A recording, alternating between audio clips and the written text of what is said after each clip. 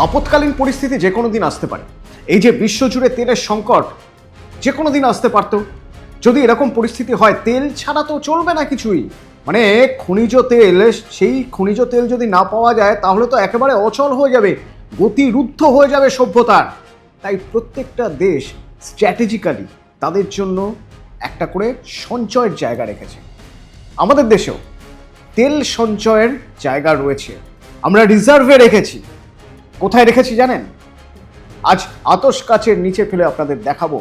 আমরা ভবিষ্যতের কথা ভেবে, আপৎকালীন পরিস্থিতির কথা ভেবে, এই যে এখন যে যুদ্ধ চলছে, বা ধরুন এই যে হরমুজ প্রণালী দিয়ে আসতে এত সমস্যা হচ্ছে খনিজ নিয়ে আসতে, তার জন্য আমরা অনেক আগে থেকে ভাবনা চিন্তা করে স্ট্র্যাটেজিক্যালি আমরা কিছু জায়গা বানিয়েছি, যে জায়গাগুলোয় আমরা রিজার্ভ রেখেছি ক্রুড অয়েল। যে ক্রুড অয়েল আমাদের আপৎকালীন পরিস্থিতিতে জরুরি অবস্থায় কাজে লাগবে। এরকম তিনটে জায়গার কথা আমি আপনাদের বলবো, যে তিনটে জায়গায় কৌশলগতভাবে পেট্রোলিয়াম রিজার্ভ করা হয়েছে। একে বলা হয় স্ট্র্যাটেজিক পেট্রোলিয়াম রিজার্ভ প্রজেক্ট। কারা করে এটা? এটার জন্য একটা টিম আছে।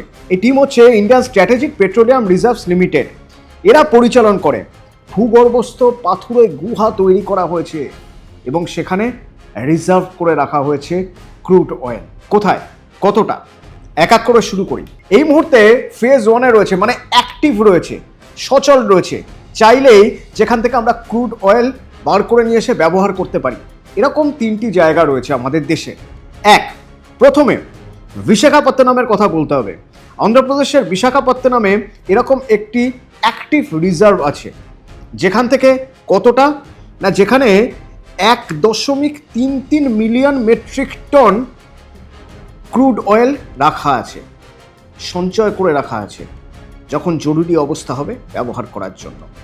আরেকটা জায়গা কর্ণাটকের ম্যাঙ্গালোর, এখানে প্রায় 1.5 million metric ton crude oil রাখা আছে। আগে ছিল 1.33 মিলিয়ন, এখানে 1.5 মিলিয়ন মেট্রিক টন। এছাড়াও আছে কর্ণাটকের এই পাদুর বলে একটি জায়গা, সেখানেও এরকম ভূগর্ভস্থ পাথুরে গুহা তৈরি করা হয়েছে এবং সেখানে প্রায় 2.5 million metric ton crude oil রাখা রয়েছে। তার মানে কি দাঁড়ালো? এই তিনটি অ্যাক্টিভ, মানে চাইলেই কাল বের করে কাজে লাগানো যেতে পারে, এরকম অ্যাক্টিভ রিজার্ভে আমাদের কতটা রয়েছে? তিনটি জায়গা, অর্থাৎ বিশাখাপত্তনম, ম্যাঙ্গালোর আর পাদুর, এই তিনটে জায়গা মিলিয়ে 5.33 মিলিয়ন মেট্রিক টন আমাদের কাছে রিজার্ভ রয়েছে, যেটা আমরা সঞ্চয় করে রেখে দিয়েছি। এবং এই তেল, যে পরিমাণ ক্রুড অয়েল রয়েছে, তাতে কতদিন আমরা চালাতে পারবো? আমাদের দেশের যে পরিমাণ খরচ হয় ক্রুড অয়েল একদিনে, সেই হিসেব যদি আমরা দেখি, তাহলে সেই হিসেব অনুযায়ী এই যে পরিমাণ তিনটি অ্যাক্টিভ রিজার্ভার আছে, সেখান থেকে ক্রুড অয়েল বের করে আমরা মাত্র 9.5 দিনের চাহিদা মেটাতে পারবো। তাহলে বাকি কি হবে? বাকি হলো তেল বিপণন সংস্থা। তেল বিপণন সংস্থাগুলি তারাও তাদের মতো করে মজুত করে রেখেছে। কারা? এই যেমন ইন্ডিয়ান অয়েল, বিপিসিএল, এইচপিসিএল, এরা এদের শোধনাগার এবং ডিপোগুলিতে প্রায় 64.5 দিনের তেল মজুত করে রেখেছে। অর্থাৎ আমাদের দেশে দৈনিক যে পরিমাণ অপরিশোধিত তেল খরচ হয়, তার 64.5 গুণ অপরিশোধিত তেল এই সংস্থাগুলি তাদের কাছে রিজার্ভ করে রেখেছে। তাহলে এই 64.5 দিন আর আমরা কৌশলগত যে রিজার্ভ করে রেখেছি, সেই কৌশলগত রিজার্ভ অর্থাৎ 9.5 দিন, সব মিলিয়ে কত দাঁড়ালো? মন্ত্রী ঠিকই বলেছিলেন, মন্ত্রী পুরো হিসেব করে বলে দিয়েছেন।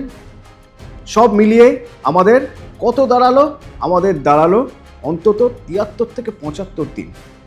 আমরা আমাদের কাছে যা রয়েছে তা দিয়ে 73 থেকে 75 দিন আরামসে চালিয়ে দিতে পারবো। কিন্তু এখানেই শেষ নয়। আপনাদের জানিয়ে রাখি, ভারত এই স্ট্র্যাটেজিক্যালি যে ভান্ডার নিজের কাছে বানিয়ে রাখার ক্ষমতা বাড়ানো, তার একটা প্রজেক্ট নিয়েছে। সেই প্রজেক্ট বলছে আমাদের কাছে আরও দুটি এমন জায়গা রয়েছে যেখানে দেশের জ্বালানি নিরাপত্তার কারণে আমরা ক্রুড অয়েল মজুত করতে পারি। সেগুলো এখন দ্বিতীয় পর্যায়ে রয়েছে। অর্থাৎ চাইলে এখনই বের করতে পারবো না, কিন্তু সেরকম একটা পরিস্থিতি তৈরি হয়েছে যে আমরা খুব দ্রুতই হয়তো সেখান থেকেও এই আমাদের পাদুর বা ম্যাঙ্গালোর বা বিশাখাপত্তনমের মতো চাইলেই একদিনের মধ্যে আমরা ক্রুড অয়েল বার করতে পারবো। তাদের ক্যাপাসিটি কত? এই জায়গা দুটো প্রথমে বলি। একটা হলো ওড়িশার চান্দিখোল, এখানে 8 মিলিয়ন মেট্রিক টন ধারণ ক্ষমতা রিজার্ভার তৈরি করা হচ্ছে। আরেকটা জায়গা কোথায়? কর্ণাটকের পাদুরেই সেকেন্ড ফেজ করা হচ্ছে। এই পাদুর সেই জায়গাটা এমনই অন্তত ক্রুড অয়েল রিজার্ভ করার জন্য, যে কারণে ওখানে ফার্স্ট ফেজ একটা আছে, যে ফার্স্ট ফেজে 2.5 মিলিয়ন মেট্রিক টন রাখা রয়েছে, তার ঠিক পাশেই একটা সেকেন্ড ফেজ তৈরি করা হচ্ছে, সেখানেও ওই 2.5 মিলিয়ন ক্ষমতার রিজার্ভ তৈরির একটা পরিকল্পনা রয়েছে।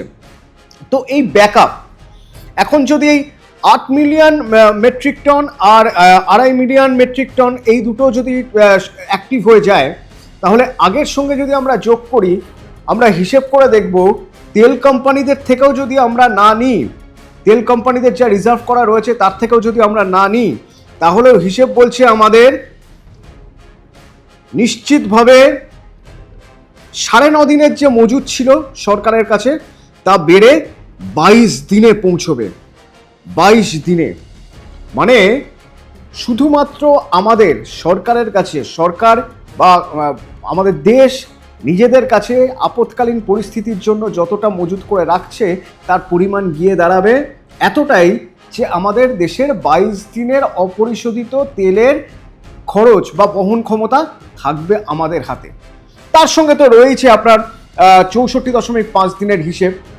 তাহলে এই 64.5 আর তার সঙ্গে 22 দিন যদি আমরা যোগ করি, তাহলে হিসেব করলে দেখা যাবে যে খুব দ্রুত এমন দিন আসবে আমাদের দেশে যখন আমাদের দেশে অন্তত 85 থেকে 90 দিনের ব্যাকআপ থাকবে।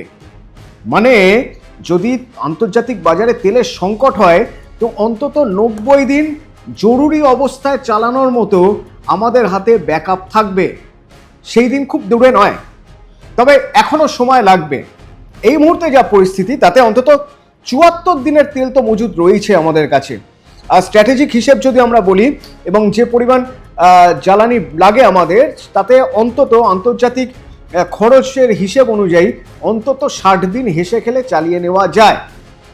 এই যা পরিস্থিতি, যে পরিস্থিতির মধ্যে দিয়ে দেশ গেল বা সারা বিশ্ব যাচ্ছে এখনো পর্যন্ত, হরমুজ স্ট্রেট বন্ধ, এবং বিভিন্ন দেশের যেখানে যেখানে আরবের দেশগুলো যেখানে উৎপাদন হতো ক্রুড অয়েল, যেখান থেকে রিফাইন করা হতো, সেই সব জায়গাগুলো যুদ্ধে ক্ষতিগ্রস্ত, আরও বছরখানেক লেগে যাবে সেগুলো ঠিক হতে। সুতরাং বিশ্ববাজারে জ্বালানির একটা মারাত্মক সংকট দেখা দিয়েছে। ভবিষ্যতে যদি এরকম সংকট দেখা দেয়, তার জন্য এখন থেকেই ব্যাকআপ রাখা হয়েছে। এখন থেকেই ভারত এগিয়ে রয়েছে, এক কদম হলেও তো এগিয়ে রয়েছে অন্য বেশ কিছু দেশের থেকে, যাতে ভবিষ্যতে এরকম ব্যাকআপ হলে দেশের উপর আঁচ না পড়ে, বা বলা ভালো দেশের যে জ্বালানি ক্ষমতা, প্রতিদিনের দৈনন্দিন জ্বালানির ক্ষমতার উপর কোনো রকম আঁচ যাতে না পড়ে। এখনও যা আছে তা 1.5 মাসের জন্য তো বটেই, কিন্তু এরপরে আমরা সেই লক্ষ্যমাত্রায় এগোচ্ছি যখন অন্তত 3 মাসের ব্যাকআপ আমাদের কাছে থাকবে।